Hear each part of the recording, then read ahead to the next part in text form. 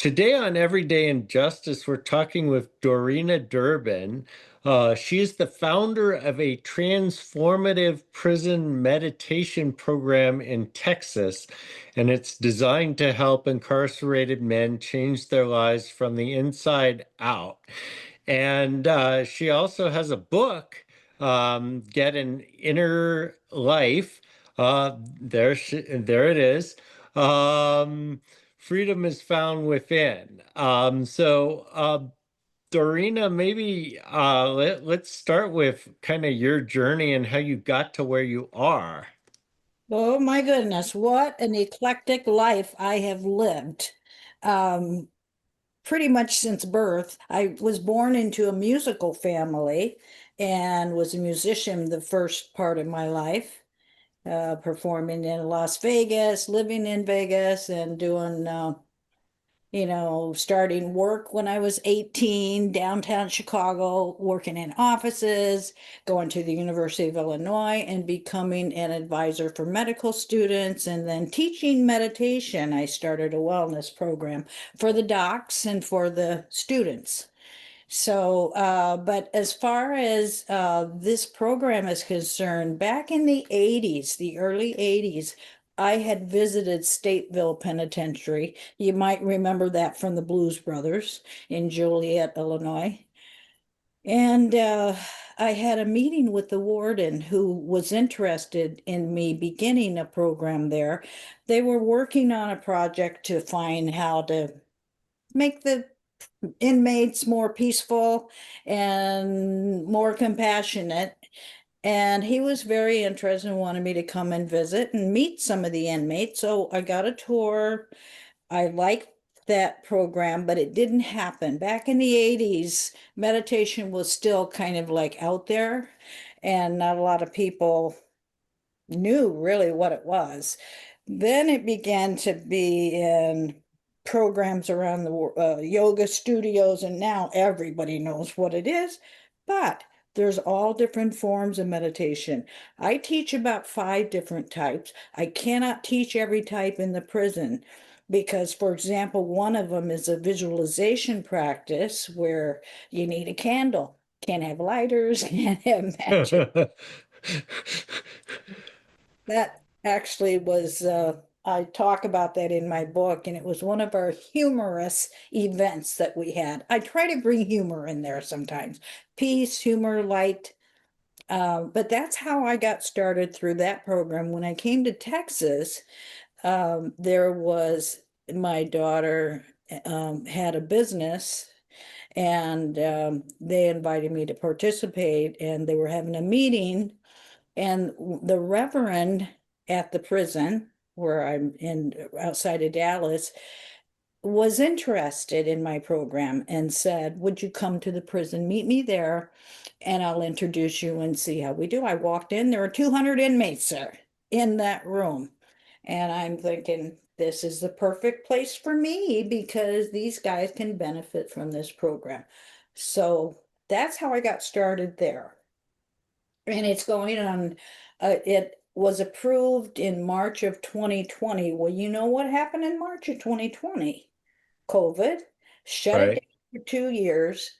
It opened back when it opened back up 2 years later in 22. I was there because I had already been approved to teach in meditation in all the prisons throughout the state of Texas. What gave you the idea that prison was the place to introduce your program? Oh, well, it's the perfect opportunity. I have had a captive audience every time I go in there. And so I thought, well, these guys aren't going anywhere. They're here. Now, I did not want a huge class like 200. So in my proposal, I said 20, 25 people would be good. So that's what I've been doing. And I go once a week. It is so wonderful. It's a great program.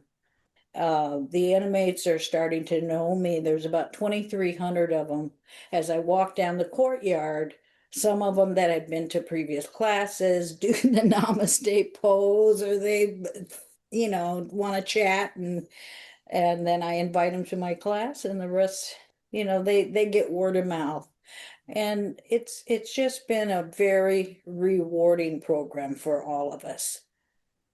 And, one of the things, and I go into prisons a lot and work with people on various things. One of the programs we're doing is teaching journalism to incarcerated people, and it gives them, something, a skill to build on and something to do, and, kind of changes their perspective. But one of the things that I learned is that every time I go into the prison, it changes me too, because it gives me a different perspective. Oh, So talk yeah. about that. Oh, that's a great topic because I, when people ask me, how did your day go at the prison? And I say, oh my, it's always good because I could go in yesterday when I went. That was one of the few days I woke up in the morning and I said, I don't know if I want to, it's an hour and a half drive for me, minimum. And I was thinking, I'm really tired. I had a really busy uh, day the day before and just kind of just wanted to sleep and rest. But the inmates drew me there. Their energy, I could sense, because I'm an empath, so I could sense that if I wouldn't have shown up, they would have been disappointed. And I didn't want to do that because it's a program that they really benefit. First time they get real quietness in that prison. And it's valuable to them, that peaceful, quiet time. So I went and so glad I did. So happy because it uplifts me as well. There's an energetic flow that goes back, as you know, probably, it goes back and forth between me and the inmates. And it's just a beautiful sense of they welcome me with open arms. I see them now that I've gotten to know a lot of them. I see them. I know their names. I know their faces and their some of their issues. They don't all tell me everything. I don't care about that. I just want them to know that there is something you can do to get in touch with your inner self in order to seek that peace, which we all have. What does the Bible say? Peace found within. There's all kinds of sayings for it, but yeah, it's that peace that you may not be able to find in the chaos of the outer world. We know there's a lot of chaos right now. So having something so substantial that gives you a sense of steadiness, that is the key to being able to do that when you're triggered by another fellow inmate wanting to start an altercation with you. And it works. These guys can sense that trigger before it happens because what meditation does is increases awareness. And so they don't have to do it long to get the benefits from it. But I do encourage them to try to do it every day. I don't control them. They have enough of that. I give them that sense of freedom, which my book says freedom is found within. So that's what I do there. And you talk about helping people overcome trauma and breaking cycles of violence and then connecting to their inner selves. How does mediation or meditation, um, help facilitate that? Well, first of all, when you close your eyes, I tell you here, let's say, close your eyes, put your attention on your breathing, and just, we have 50, 60,000 thoughts a day as human beings.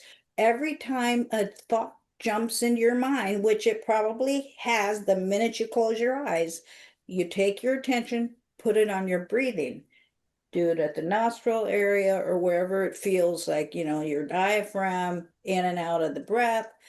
Put that attention there. And then when your mind drifts off into thoughts, you're going to bring it back each and every time it goes off.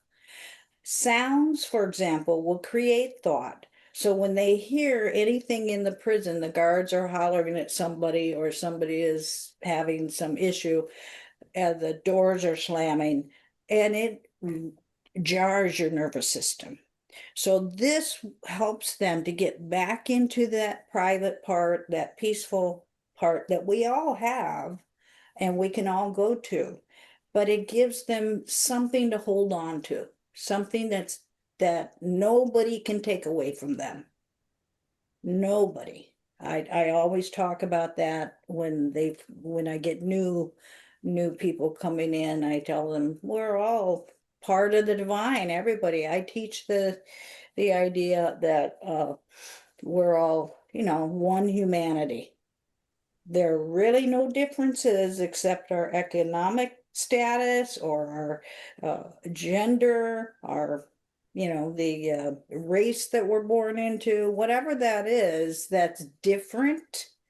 Those are the parts that gets people keyed up and wired about, no, this is what we need to do. This is right. That's wrong. You did something wrong. You need to be punished. It's not about punishment, it's about rehabilitation. And we all need that. And what happens is when they go out in that, they're done with the class and they go out, all of a sudden there's an energy field that they have, that they're surrounded by this energy field. You can't help but feel it. When they go out there, other inmates walking towards them or in their line can sense that there's something different about this man that used to want to fight every time they saw each other. Now, all of a sudden, that inmate is letting it roll off his back. Like thoughts, we let go of thoughts. Same thing happens in real life. You let go of that mean thing somebody says to you. And that's what it's all about. You're learning to let go and learning to find out what is important to you. Is it that peace and silence that passeth all understanding? Or is it that thing that somebody said to you yesterday, you just want to go back at them to fight? I'm kind of laughing because I can relate to the discussion I had with my teenage children yesterday, and I'm like, just let it roll off your back. You don't have to react to everything. Exactly. Exactly. It's a good training ground because the last thing they want is to have their freedom taken away. I am all about freedom in my life. I was always, I guess you'd say, the odd one in the family because I did not like to be controlled. And I don't think anybody does, but I would fight that sense of control when the World War II father, veteran would, sit us all down, my big family, and rant and rave for a couple hours. And from that, 16 years old, I said, I'm out of here. I gotta find. After that is when I discovered meditation, and it just changed my life. So tell us a story about someone that you've worked with that you've seen change because of your program. Well, this person, he's known as D in my book. I did not use any of their names. He's the one I mentioned that has been released a year, and he talks about it a lot. That he has noticed how his awareness has increased. You still have life situations, you still have challenges. You're out of prison, you got to have a job, you got to be able to live somewhere and eat, and he's just got this beautiful spirit now that but he still has challenges, and those challenges can come hot and heavy, but there's something that he has that he can go within and gets, answers are all within ourselves. We can look outside of ourselves, yes we can, in books and, everybody, whatever religion they practice. I don't teach religion. Meditation is a part of almost every religion, but I teach just the meditation and the keeping mindful when you're walking.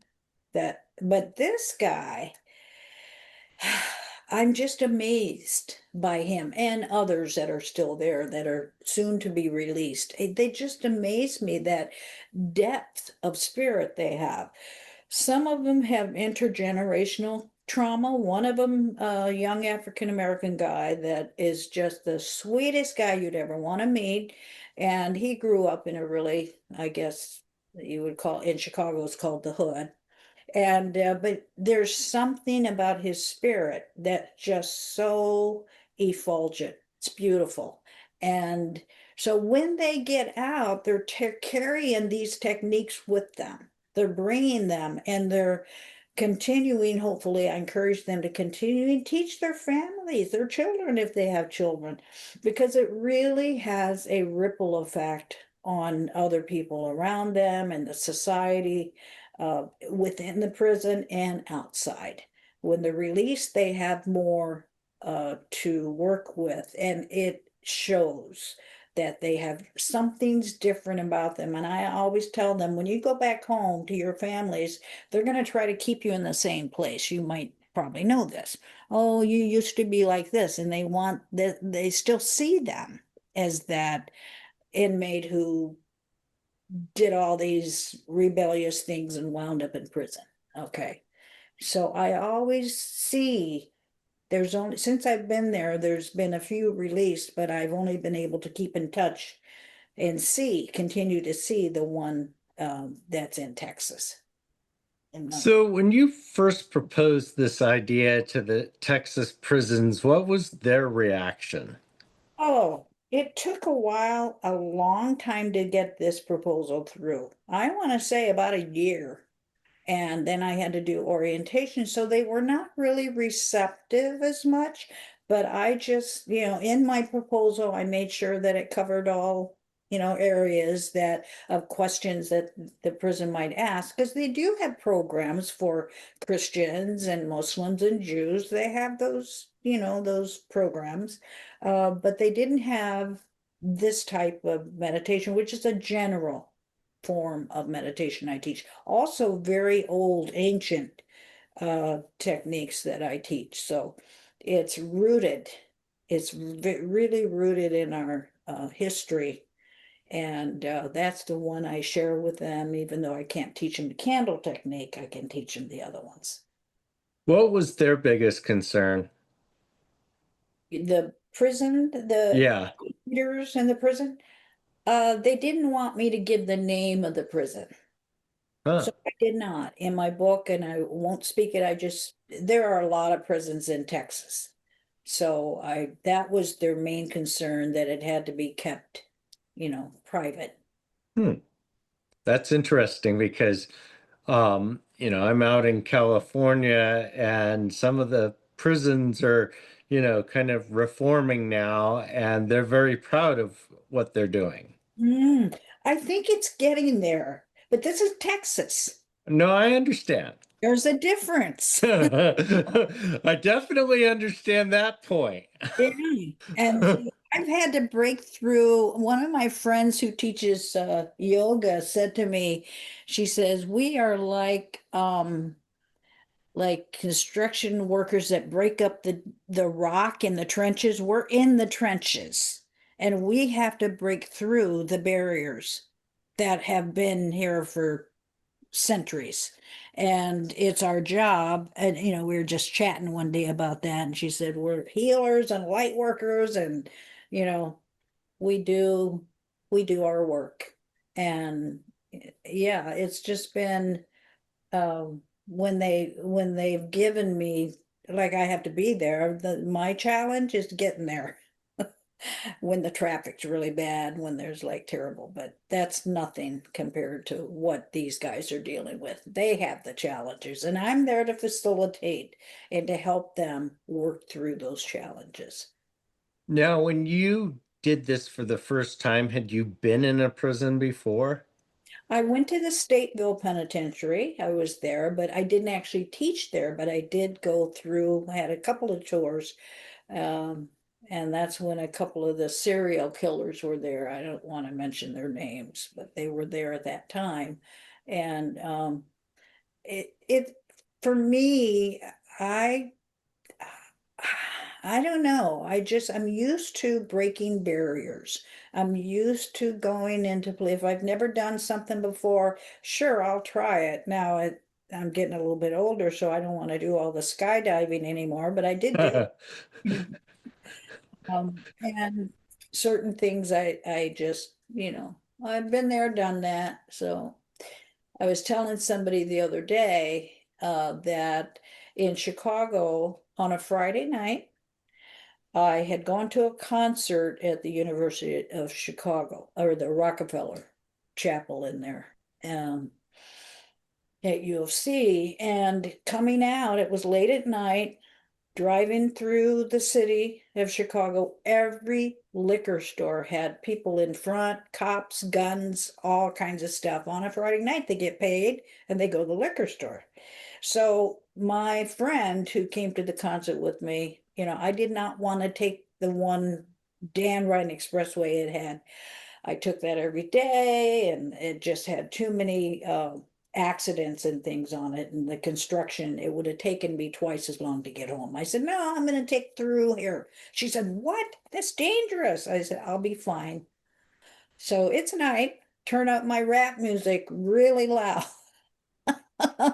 Which I don't always listen to, but I did that night. Said, let me just fit in so I won't be, this little person here hiding. So that's what I do. I go and if I want to do something and it's dangerous, I'm going to follow my intuition, and I do have strong intuition. So, but that's one of I just have always been like that. What have you found to be the most surprising thing about interacting with incarcerated people? I think the biggest part is that they are hungry for any information. They're now that they're incarcerated and they can't get out there and do all the stuff that keep them away from learning. They love one of them in my class. He's always asking these questions. He's very curious. They're they You were talking about books and teaching. They love learning. And we talk about, oh, this one. Sometimes what I do at the end of my class is, okay, what do you guys want to talk about next week? Do you have any topics? And this happened just a few weeks ago, and the guy said, crystals. Do you know anything about crystals? Yeah, I had that look like you just did. Like, right? And I made him repeat it twice. What did you say? And he said, crystals, do you know anything about them? I said, oh, I have some. I said, sure, I know some things about them, but I don't know everything. I said, I have a book on them though. And would you like me to bring it? Yeah. And this was a perfect book because it talked about the properties. And then I began to think, what I did is we have a little stones, little shop here, and I went there and picked up little stones, different types, and I brought it the next class. Now, I'm not supposed to bring stuff, but I threw them in my clear bag. They could see it at the bottom of it, but they didn't question me. And I brought them and I said, pick out the one that resonates with you. And they did. And then yesterday, one of the inmates that I gave, he wanted a second rock. And I said, well, I have some left. Yeah. So I gave it to him. Yesterday, he calls me over and he says, I made something for you. He took this stone. I should show it to you anyway. And he took, it was kind of looks like a shoelace or maybe something from a hoodie, one of those strings. And he had a little wire and he put it together in a necklace for me. I mean, that's precious. Getting a gift like that from one of the inmates, I'm going to treasure that, but it was the stone that I brought. But I started to think about it. Guys like rocks and stones. Why not? My two grandsons love them. So what's wrong with the, Makes perfect sense to me. of course, yes. Yeah. Um, so along those lines, I mean, you get to see a lot as well. Prisons are obviously changing, maybe less so in Texas than in California, but I think everywhere we're kind of figuring out that we can't just throw somebody in a cage and leave them there. That's not the best way to approach things. What do you see in terms of, programming and things like that in Texas, and what needs to happen there? Well, the biggest thing in Texas prisons is lack of air conditioning. Yeah, that would be horrific. In my book, I harp on that. I keep repeating how that, because I have the day, what happened this day and that day. And so I documented it when I'd come home and I'd write it, and then that became part of my book. But I would, that's the one of the biggest things that really needs to get replaced. It could be 130 degrees in there easily. And I have had times where I almost passed out walking from the beginning of the courtyard to the end. The where I teach, it's by the chapel, and you have to go all the way down it's a half a mile all the way back and forth. And so, yeah, in 90, 100-degree weather, it's no fun. Yeah, and a lot of people say, well, they're in prison, they should be miserable, but to me, first of all, there's a difference between being miserable and putting somebody's life in danger. And I know even in California, where most of the prisons are air conditioned, there are heat problems, especially as temperatures are rising. So, like last summer, we had some heat-related deaths in California prisons. That's, you Same. know, that's tragic. And some of the people that are, the most exposed are people that really didn't do like the worst of the worst stuff. They're not like the serial killers, as you mentioned. Exactly, exactly. No, I really think programs like what I'm doing, and it sounds like what you're doing, that's what they need. You have kids. And would you do something like that to your children to punish them for 20, 30 years every day? Something's wrong with that picture. You got to rehabilitate people, give them skills, give them something. I asked them a few weeks ago, I said, what is your passion? If you weren't here and you could do